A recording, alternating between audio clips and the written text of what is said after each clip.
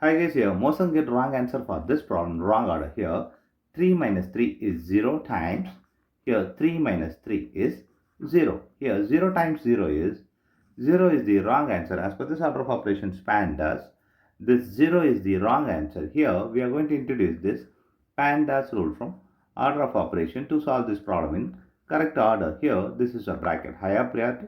This is a exponent. M stands for multiplication, D stands for division, A stands for addition, S stands for subtraction. Here multiplication and division both are equal priority. Also this addition subtractions both are equal priority. For this equal priority, we are going to introduce this left to right rule in the problem. Now we are going to solve this problem in correct order by using this order of operations PEMDAS.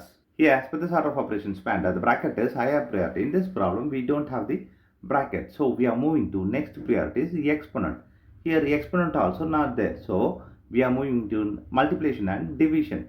Here we have only multiplication, so we have to do this multiplication before this subtraction. Here 3 minus, here 3 times 3 is 9 minus 3.